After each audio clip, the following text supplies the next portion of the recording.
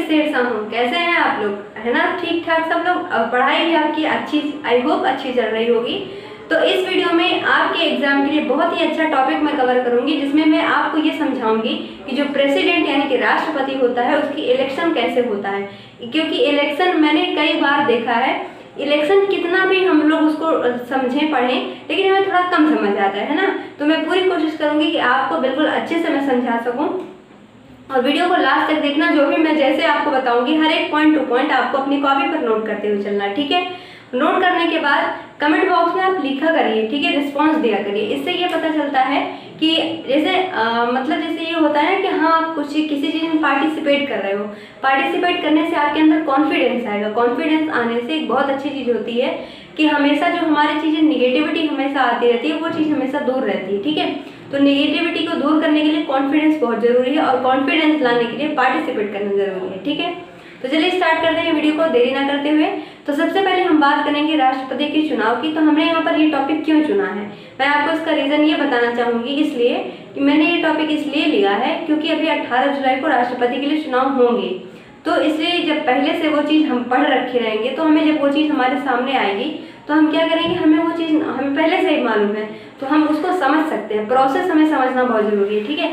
तो हम लोगों को हमेशा एक बात हमेशा यह ध्यान रखना है कि कोई भी चीज़ आगे आने वाली है तो उसको हर चीज़ को हमें पहले से पढ़ के रखना है, ठीक है। तो हमें जब हम पहले से पढ़ के रखे रहेंगे तो आगे आने वाले समय में हमें और टाइम मिल जाएगा दूसरी चीज़ों को पढ़ने का, ठीक है।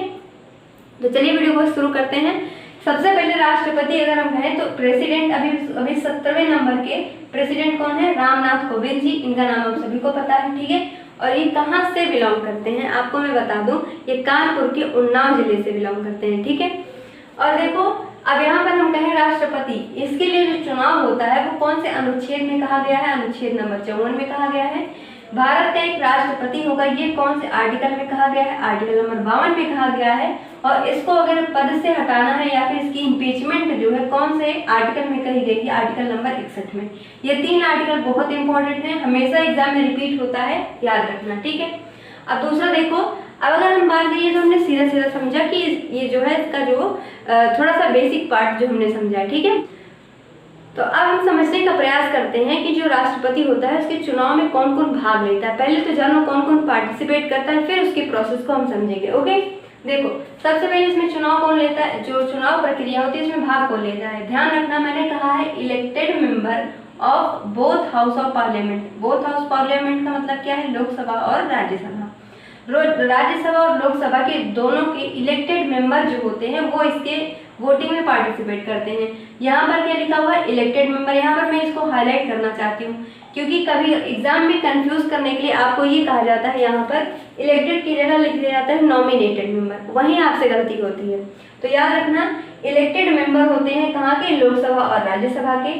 फिर से आ जाओ, अब ये तो हो गया सेंट्रल पे। अब हमें स्टेट लेवल पे आएंगे तो इलेक्टेड मेंबर यहाँ पर भी होंगे स्टेट लेजिस्लेशन में, जहाँ पर क्या होती है? विधानसभा और विधान परिषद। जैसे कि सेंट्रल लेवल पर लोकसभा और राज्यसभा होती है, सेम वही स्ट्रक्चर होता है स्टेट लेवल पर, जिसको हम कहते हैं विधानसभा और विधान परिषद। विधानसभा को रिलेट करो लोकसभा से और विधान परिषद को रिलेट करो राज्यसभा से। सेम वही होता है, नाम अलग है, स्टेट में होता है, इसलिए जो है नाम अलग हो जाता है, ठीक है। अब हम बात करते हैं, हमने यह देखा कि इलेक्टेड मेंबर लोकसभा राज्यसभा के पार्टिसिपेट करते हैं। इलेक्टेड मेंबर ही जो राज्य की लेजिस्लेटिव असेंबली होती है वहाँ के जो इलेक्टेड मेंबर होते हैं दोनों हाउसेस के, वो पार्टिसिपेट करते हैं। और तीसरा क्या है? Elected member of union territories. 2 union territories अभी हैं, दिल्ली और पुडुचेरी, जो कि इनके इलेक्शन में वोट करती हैं। लेकिन अभी इसमें जुड़ जाएगा कौन? जम्मू कश्मीर, क्योंकि अभी जम्मू कश्मीर में सीटों का जो इलेक्शन है वो नहीं हुआ है, तो वहाँ पर अभी ये सिस्टम अभी नहीं शुरू हुआ है। लेकिन वो भी अगले हो सकता है अगले साल तक, जब अगला चुनाव होगा तो उसमें जम्मू कश्मीर वोट करेगा, ठीक है, क्योंकि वहाँ पर तब भी हो जाएगा, ठीक सिस्टम, कोई दिक्कत नहीं है। आप इतना समझे, आराम से समझिए, कोई दिक्कत नहीं है। वीडियो को पॉज कर दो, मैंने जो बताया उसको फिर से देखो। मैं एक बार फिर से लेकिन आपको समझा देती हूँ।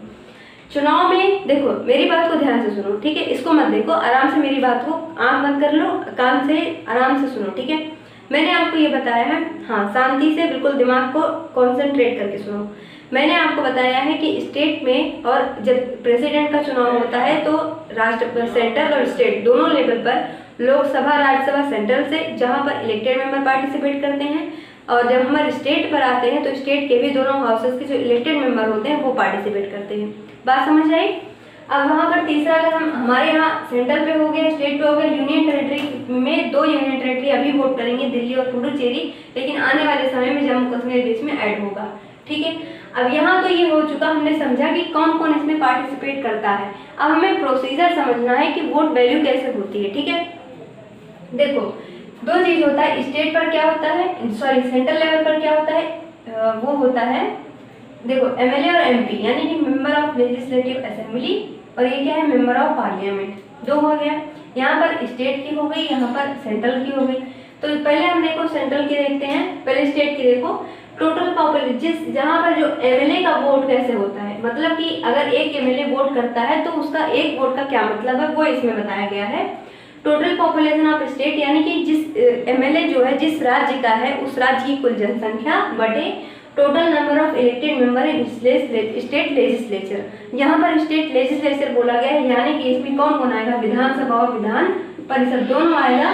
टोटल मेंबर जो होंगे, क्या लिखा है, total number of elected members. Elected members कुल जो है विधान, स्टेट में हम बात कर रहे हैं अभी। ठीक है, तो स्टेट में सबसे पहले कुल उस राज्य की कुल जनसंख्या बटे में क्या होगा, उस राज्य की जो विधानसभा और विधान परिषद के कुल इलेक्टेड मेंबर है उनकी जनसंख्या गुणे में 1/1000, क्योंकि आबादी हमेशा 1000 में मानी जाती है। कैसे आबादी 1000 में मानी जाती है, कोई भी जो ग्राम सभा होती है तो वहाँ पर ग्राम पंचायत जो बनाई जाती है वो इसी शर्त पे बनाई जाती है कि उसकी जो जनसंख्या है वो 1000 से ज़्यादा होनी चाहिए या फिर 1000 होनी चाहिए। तो यही है सेम, ये जो पॉपुलेशन है इसीलिए 1/1000 किया गया है। यहाँ पर 1000 को समझना बहुत जरूरी है। ये मत सोचो कि यहाँ पर कोई नंबर है, नंबर इसीलिए 1000 यहाँ पर लिखा हुआ है। तो आपको बात समझ में आई, सिंपल सा है। देखो यहाँ पर क्या है, अगर हम स्टेट पर चलें तो स्टेट में क्या होता है, एमएलए होता है। एमएलए की जो वोट वैल्यू होती है वो कैसे निकाली जाती है, एमएलए की एक वोट की कीमत क्या होती है, कुल उस जिस राज्य का ये एमएलए है उस राज्य की कुल जनसंख्या बटे में उस राज्य के लेजिस्लेचर जो होता है उसमें इलेक्टेड मेंबर्स की कुल संख्या गुणे 1/1000। 1000 यहाँ पर क्या है, आबादी है, आबादी को दिखाता है 1000। ठीक है, अब ये तो हो गया एमएलए। अब एमपी पर अगर हम आते हैं तो हर राज्य का जो एमएलए होता है वो बटे में total number of elected member of parliament. यहाँ पर हमने देखा था स्टेट लेजिस्लेचर के टोटल इलेक्टेड मेंबर, यहाँ पर है पार्लियामेंट के कुल इलेक्टेड मेंबर्स। ठीक है, ऊपर क्या है, कुल एमएलए जितने भी।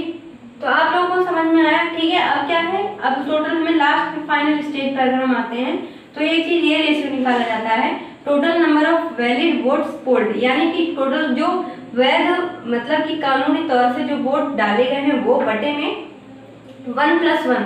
1+1 यहाँ पर क्या है, एक ये। ठीक है, +1, 1+1 एक्स्ट्रा हमेशा रहता है। ठीक है, +1 वो है जो कि डिसाइड करता है कि कौन प्रेसिडेंट बनेगा, ये +1 है, और ये एक ये बटे में ये दोनों हो गया। अब total number of valid votes polled, जितने भी वोट डाले गए हैं। ठीक, तो लास्ट पोजीशन यहीं से फाइनलाइज हो जाता है कि कौन राष्ट्रपति बनेगा। अब देखो यहाँ पर मैं थोड़ी सी और आपको बातें बता दूँ, थोड़ा सा इरेज करना पड़ेगा। ठीक है, आप इसको नोट कर लीजिए। तो आई होप आप लोगों ने इतना नोट कर लिया हो। अब मैं आपको यह समझा दूं कि वोट कैसे पड़ता है। जैसे मान लो प्रेसिडेंट के इलेक्शन में 4 लोग खड़े हुए हैं जिनका नाम क्या है, A B C D। ठीक है, अब हर एक व्यक्ति जो यहाँ पर मैंने रेशियो निकाला इस तरीके से चारों लोगों को हर एक व्यक्ति वोट करेगा। जैसे यहाँ पर जो 4 लोग हैं, ठीक है, इनके प्रायोरिटी डिसाइड की जाती है। ठीक है, प्रायोरिटी का मतलब क्या है कि मान लिया हमने एक पर्सन है कौन, X, ये पर्सन X है, ये चारों व्यक्तियों में से इस C को नंबर 1 पे रखना चाहता है, D को 2 नंबर पे रखना चाहता है, A को 4 पे और B को 3 नंबर पे रखना चाहता है। यानी कि इसके हिसाब से सबसे 1 नंबर पर कौन होगा, C। ठीक, यहाँ पर एक ने वोट डाल दिया। अब हम कहें Y आया एक व्यक्ति जिसने क्या किया, A को पहली प्रायोरिटी दी इसने, B को दूसरी दे दी, C को तीसरी दे दी और D को चौथी दे दी। ठीक, अब आता है Z, यहाँ पर Z आ गया, इसने क्या कर दिया, जो है A को पहली प्रायोरिटी दे दी, B को दूसरी दे दी, C को जो है चौथी दे दी और D को तीसरी दे दिया। ठीक है, अब यहाँ पर नंबर देखो कि कौन सा जैसे पहले जो होगा, जो नंबर 1 पे होगा वही तो माना जाएगा। ठीक है, यानी कि चौथा नंबर वाला तो माना नहीं जाएगा, जो नंबर 1 पे रहेगा उसी को तो हम विनर कहेंगे। यहाँ पर देखो कि 2 लोगों ने A को पहली प्रायोरिटी पे रखा है, यानी कि जो A है वो क्या है, इसमें विनर हो रहा है। इस तरीके से वोट डिसाइड होता है। ठीक है, आई होप आप लोगों को समझ में आएगा। मैंने बहुत सिंपली लैंग्वेज में आपको समझाने की कोशिश की है। ठीक है, तो वीडियो पसंद आया कि नहीं, इस तरीके से यहाँ पर हमने डिसाइड कर लिया कि ए क्या है, प्रेसिडेंट बनेगा, ठीक। क्योंकि इसकी वोट वैल्यू पोजीशन नंबर के हिसाब से 1-1 इसको ज़्यादा रेट मिल गया है। तो जो ज़्यादा रेटिंग से समझो, जैसे क्या होता है कि जब हम कोई ऑनलाइन परचेज करते हैं कोई प्रोडक्ट, तो उसमें हम क्या करते हैं, जिस हिसाब से उसकी रेटिंग होती है उसी हिसाब से उसको पहली प्रायोरिटी दी जाती है, ठीक है। तो ये समझ लो क्या है, रेटिंग है, ठीक है। तो अब हमने यहाँ पर डिसाइड कर लिया कि हमारा जो राष्ट्रपति है वो क्या है, ए, ठीक है। तो वीडियो समझ में आई कि नहीं, लेक्चर समझ में आया कि नहीं, कमेंट बॉक्स में लिखना ना भूलें। और इस वीडियो को ज़्यादा से ज़्यादा लोगों के पास शेयर करें। मेरी पूरी कोशिश रहती है कि आपको अच्छे से अच्छा बेस्ट टू बेस्ट कंटेंट दिया जाए, ताकि आपको कहीं भी भटकने की ज़रूरत ना पड़े। और जितना भी एग्जाम में आता है उतना मैं आपको पूरी कोशिश करती हूँ कि आपको पढ़ाया जाए, ठीक है।